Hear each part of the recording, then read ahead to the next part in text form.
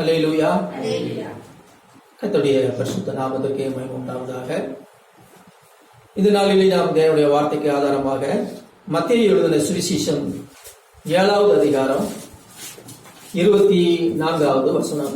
மத்தேயு 7வது அதிகாரம் 24வது வசனம். ஆகையால் நான் சொல்லிய இந்த வார்த்தைகளை கேட்டு இவைகளின்படி செய்கிறவன் எவனோ அவனை கன்மலையின் மேல் தன் வீட்டை கட்டின புத்தியுள்ள மனுஷனுக்கு விடுவே. இந்த நாளிலே நம்ம தியானிக்கிற ஒரு தலைப்பு, கர்த்தருடைய வார்த்தைகளை கேட்டு இவைகளின்படி செய்யுங்கள். அல்லேலூயா. ஆமா, கர்த்தருடைய வார்த்தைகளை கேட்கிறது மட்டுமல்ல, அவைகளின்படி செய்கிறவர்களாய் நாம் இருக்க வேண்டும். நம்ம பார்க்கிறோம், யார் புத்தியுள்ளவர்கள்?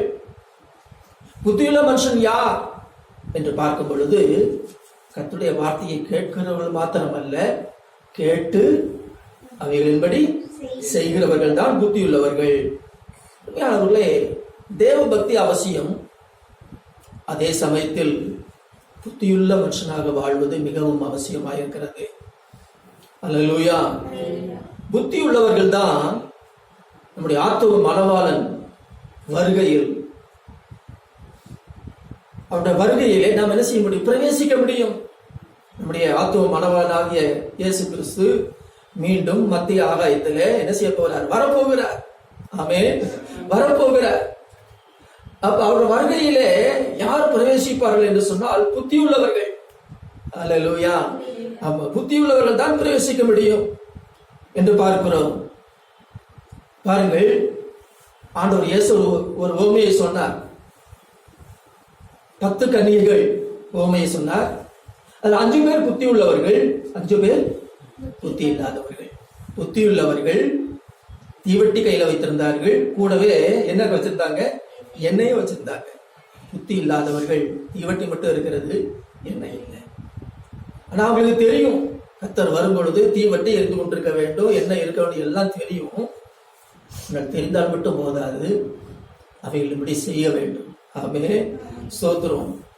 பாருங்கள், தங்கள் தீவட்டிகளோடு கூட தங்கள் பாத்திரங்களில் எண்ணெயை கொண்டு போக வேண்டும் என்று தெரிந்து வைத்தவர்கள் புத்தி உள்ளவர்கள் அல்ல, கொண்டு போனவர்கள் தான் புத்தி உள்ளவர்கள். ஆமென். எனக்கு தெரியுங்க, நம்ம என்ன வேணும், என்னெல்லாம் கொண்டு போகணும், எல்லாம் எனக்கு தெரியும். எனக்கு கொண்டு போனீங்களான்னு தான் கேள்வி. ஆமென். ஆமா, கொண்டு போனவர்கள் தான் யாரு? புத்தி உள்ளவர்கள். அவர்கள் தான் மணவாளன் வருகையிலே என்ன செய்யப்பட்டார்கள்? பிரவேசித்தார்கள். நாமும் கூட ஆத்துவ மணவாளன் இயேசு மீண்டும் வரப்போகிறார். புத்தியுள்ளவர்களாக இருந்து நம்ம என்ன செய்யணும்? கர்த்தருடைய வார்த்தையை கேட்டு அதன்படி என்ன செய்யணும்? செய்யணும், அதன்படி நடக்கணும். அல்லேலூயா. அதன்படி செய்ய வேண்டும். ஸ்தோத்திரம். இங்கே நாம் பார்க்க முடியும், மத்திய அதே அந்த அதிகாரத்திலேயே 21வது வசனத்தை எழுதப்பட்டிருக்கிறது. பரலோகத்தில் இருக்கிற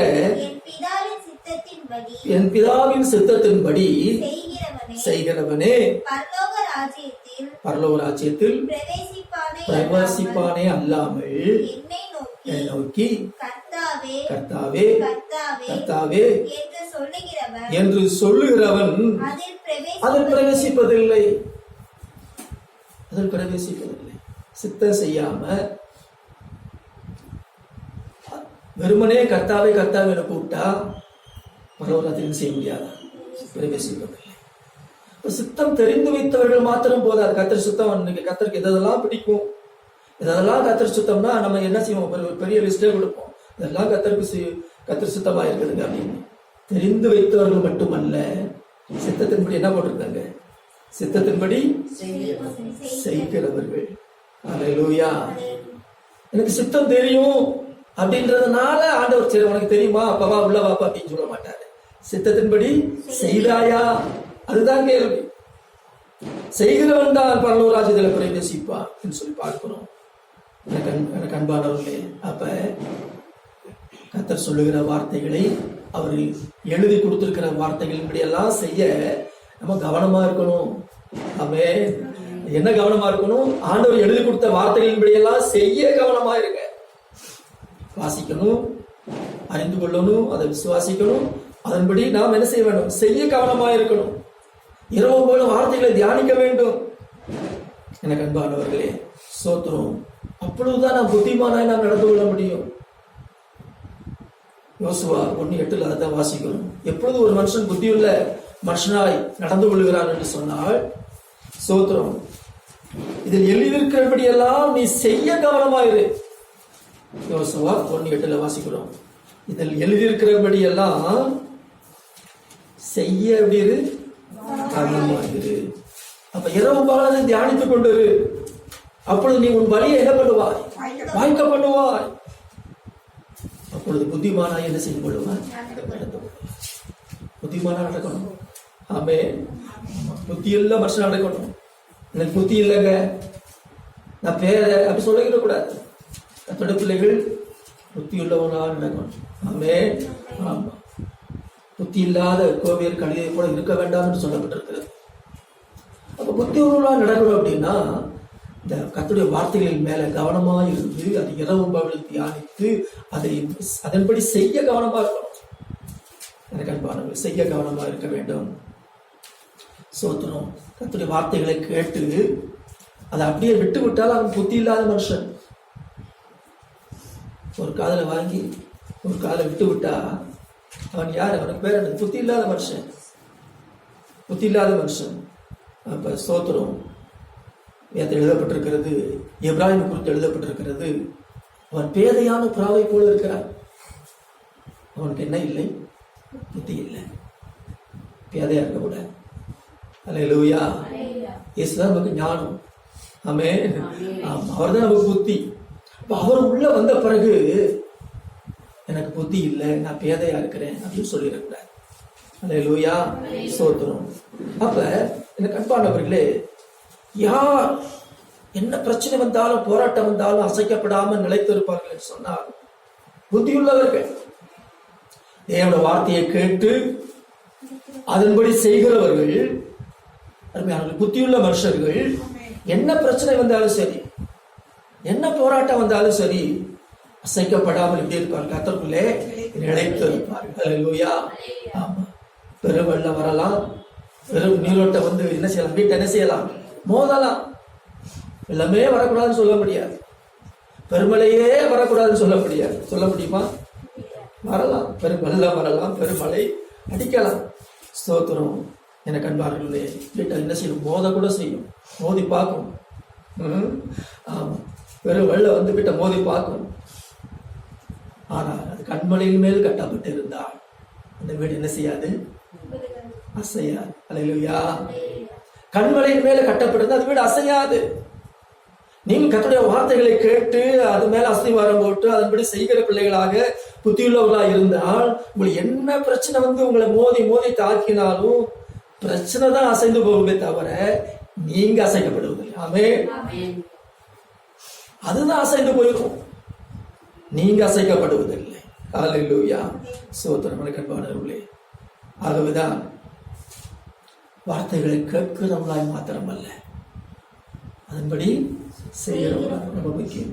ஒரு வார்த்தையை இன்னைக்கு புதுசா ஒன்று கேட்கிறோம் அப்படின்னா உடனே அந்த இடத்துல நான் செய்யணுமே, அந்த வார்த்தையை என் வாழ்க்கையில கை கொள்ளணுமே, அதுபடி நான் நடக்கணுமே என்கிற அந்த ஒரு தீவிரம் காட்ட வேண்டும். அதுதான் ஆண்டவர் விரும்புகிறார். அறிந்து வைத்திருப்பது அது ஒரு முதலாவது ஸ்டெப். அது அடுத்த என்ன, அதை என்ன செய்யணும்? கை கொள்ள வேண்டும். ஆமே, கை கொள்ளணும். அதை அதுபடி நடக்கணும், அதுபடி செய்ய வேண்டும். அதுபடி செய்வதற்காகத்தான் ஆண்டவர் ஒரு சுலபமான வழியை வச்சிருக்கிறார். இந்த வார்த்தையை எங்க வச்சிருக்கிறார் தெரியுமா? இருதயத்திலையும் வாயிலையும் வச்சுட்டார். அல்லேலூயா. கர்த்தர் தம்முடைய வார்த்தையை அதனாலே ரொம்ப சமீபமாக நம்முடைய இருதயத்திலையும் வாயிலையும் வச்சிருக்கிறாரா. ஏன் அப்படின்னா அந்த வார்த்தையை எப்படி நீங்க செய்யும் பொருட்டு. எடுத்து நீங்கள் வாசித்து பாருங்கள். உபாகமம் 30ஆம் அதிகாரம் 14வது வசனம். உபாகமம் 30ஆம் அதிகாரம் 14வது வசனம்.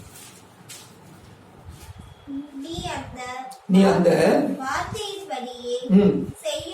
செய்யும் பொருட்டு அது உனக்கு மிகவும் சமீபமாய் உன் வாயிலும் உன் உன் இருதயத்திலும் இருக்கிறது. அல்லேலூயா. கர்த்தருடைய வார்த்தை எங்க இருக்கணும்? நம்முடைய வாயிலையும் இருக்கணும், இருதயத்திலும் இருக்கணும்.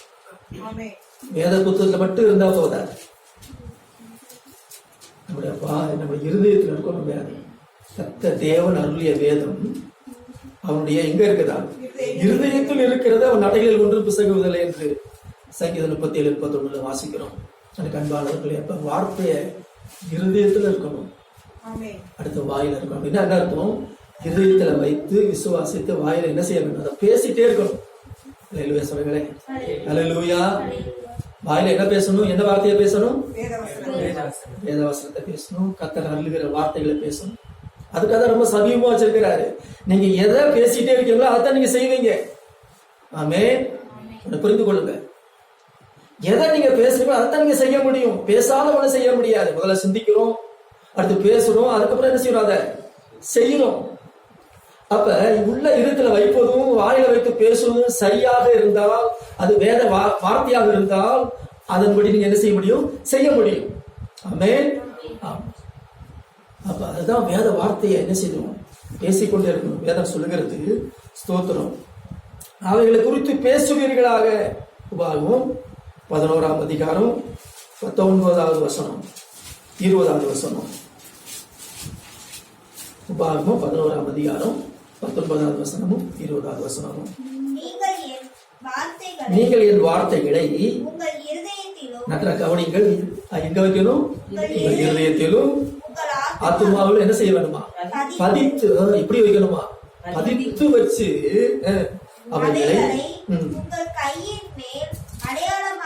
கையில என்ன கட்டணும்? வேதவசனத்தை கட்டணும். வேற எத்தையும் கட்டிட்டு இருக்க கூடாது. வேதவசனத்தை கட்டணும். கண்களின் நடுவே ஞாபகக்குறியாக வைத்து அவைகளை பிள்ளைகளுக்கு என்ன செய்யணுமா? உபதேசித்து உட்கார்ந்து இருக்கிற போதும், வழியிலே நடக்கிற போதும், படுத்துக் கொள்ளுகிற போதும், எழுந்திருக்கிற போதும் அவைகளை குறித்து பேசுவீர்களா. எவ்வளவு ஆடம் தெளிவு அறிவிச்சு. அல்லேலூயா. ஆமா, இருதயத்துல கர்த்தருடைய வார்த்தையை பதிக்க, அடுத்து வாயில வைத்து என்ன செய்யுங்க? சோத்திரம். அதை கையில அடையாளமா கட்டுங்க. கண்களின் நடுவே ஞாபகக்குறியா வைத்துக் கொள்ளுங்க. பிள்ளைகளுக்கு என்ன பண்ணுங்க? அதை உபதேசிங்க. வீட்டுல உட்கார்ந்துருக்க போதும் சரி, எழுந்திருக்கிற போதும் சரி, படுத்துக் கொள்கிற போதும், எழுந்திருக்கிற போதும், நடக்கிற போதும் எதை குறித்தே பேசுவீங்களாங்க? கர்த்தருடைய வார்த்தைகளை குறித்தே பேசுவீங்க. அல்லேலூயா சொல்லுங்க. அல்லேலூயா. கர்த்தருடைய வார்த்தையை குறித்தே பேசுங்க.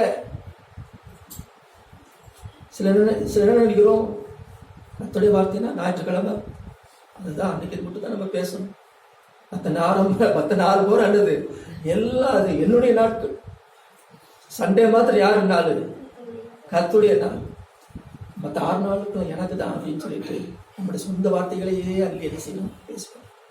ஆனால் வேதம் சொல்லுகிறது, கர்த்தருடைய வார்த்தைகளை குறித்து பேசுவீர்களா. அல்லேலூயா. சோத்திரம். அதுக்காகத்தான் ஆண்டவர் எங்க வச்சிருக்கிறார்? வார்த்தைய இருதயத்திலையும் ஆதியிலையும் வச்சிருக்கிறார். அவைகளை குறித்தே பேசுவீர்களாக. அப்பதான் நம்ம என்ன செய்ய முடியும்? அவைகளின்படி செய்ய முடியும். ஏன்னா செய்யறவன் தான் புத்திமான். ஆமென். வார்த்தைகளை தெரிந்து வைத்துக் கொள்கிறவன் மட்டுமல்ல, தெரிந்து வைத்து அதன்படி என்ன செய்யணும்? செய்யணும். அவன் தான் புத்திமான். அவன் தான் புத்தியுள்ள மனுஷன். ஸ்தோத்திரம். பவுல் சொல்லுகிறார், இந்த வார்த்தை வேற ஒன்றும் இல்லை, அதுதான் நாங்கள் பிரசங்கிக்கிற விசுவாசத்தின் வார்த்தை என்று சொல்லுகிறார். ரோமர்கள் நிருபம் 10ஆம் அதிகாரம் 8வது வசனத்தை எடுத்து வாசித்து பாருங்கள். ரோமர் 10ஆம் அதிகாரம் 8வது வசனம்.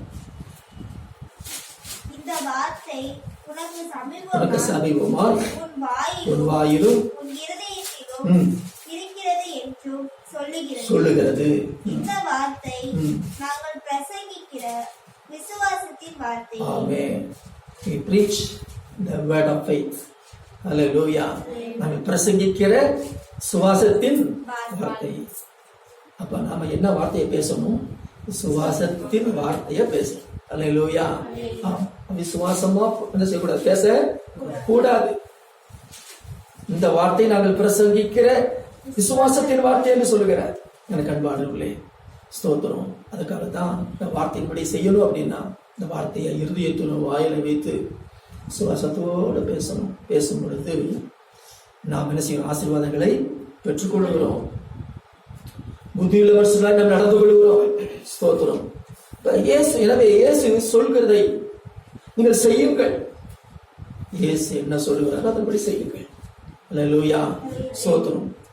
அன்பானவர்களே, பெரும் காற்று கூட அவர் சொல்படி செய்கிறது. ஆமென்.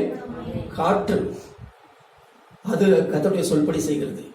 எப்படி நீங்க சொல்றீங்க அப்படின்னு கேட்டேன். வேதவசனம் சொல்லுது 148 சங்கீதத்துல 8வது வசனம் விதமாய் சொல்லுகிறது. நான் வாசிக்கின்றேன். 148 சங்கீதம் 8வது வசனம்.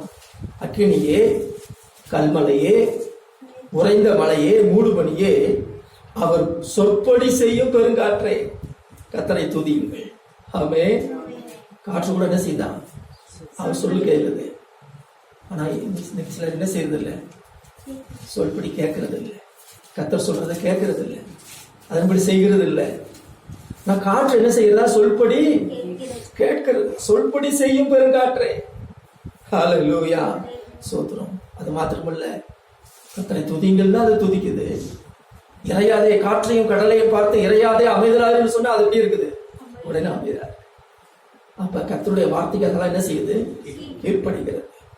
ஸ்தோத்திரம். எனக்கு அன்பானவர்களே, அப்படின்னு சொன்னார். நீங்கள் நானும் கர்த்தருடைய வார்த்தைக்கு கீழ்ப்படுவது அல்லது கர்த்தர் வார்த்தையின்படி செய்வது அது எத்தனை முக்கியம்? ஆமென். கர்த்தருடைய வார்த்தையின்படி செய்வது ரொம்ப முக்கியம். அப்பொழுதுதான் நம்முடைய குறைவுகள் நிறைவாகும். ஆமென்.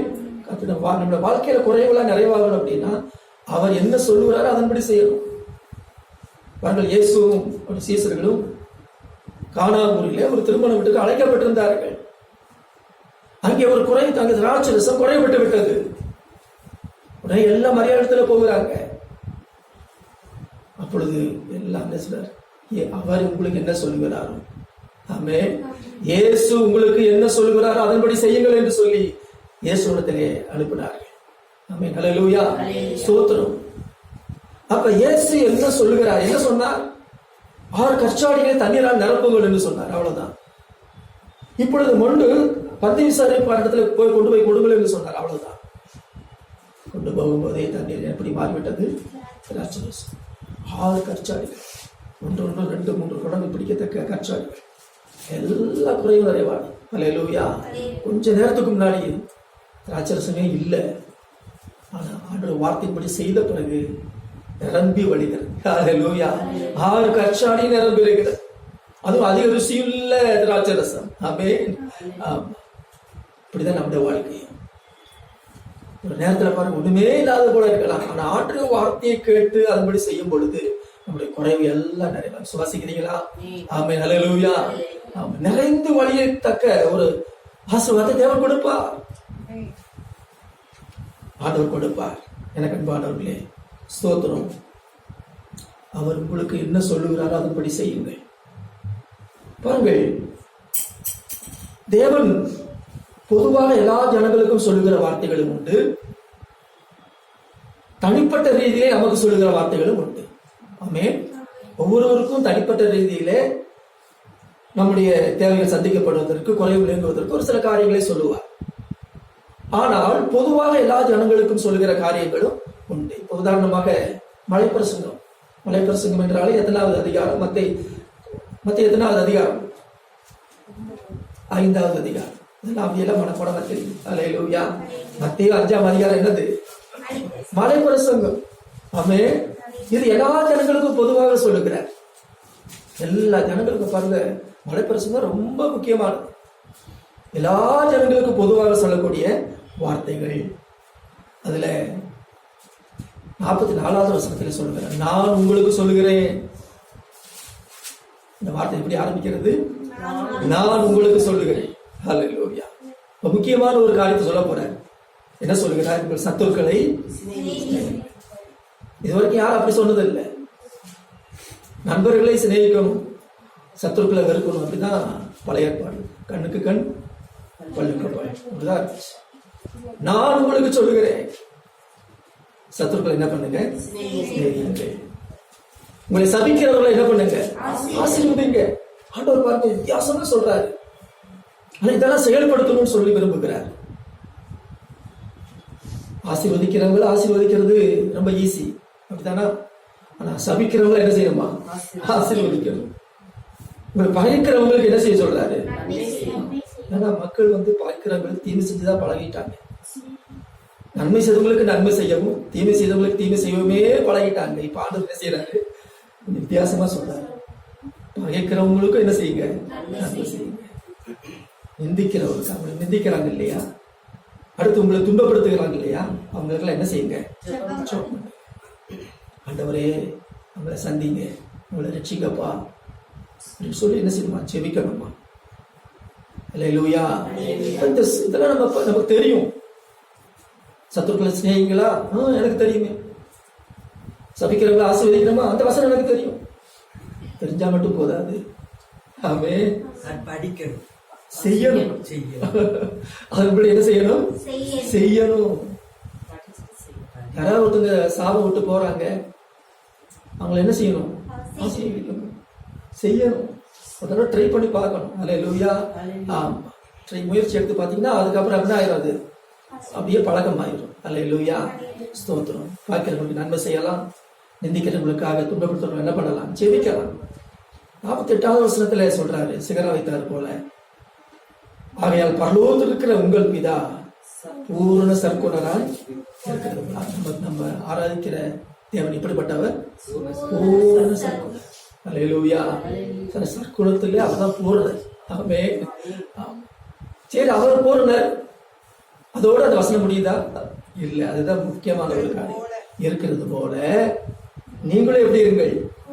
பூரண சற்குணராக இருங்கள். இங்கதான் முக்கியமான பாயிண்ட் சொல்றாரு. நீங்களும் அப்படிதான் இருக்கணும்.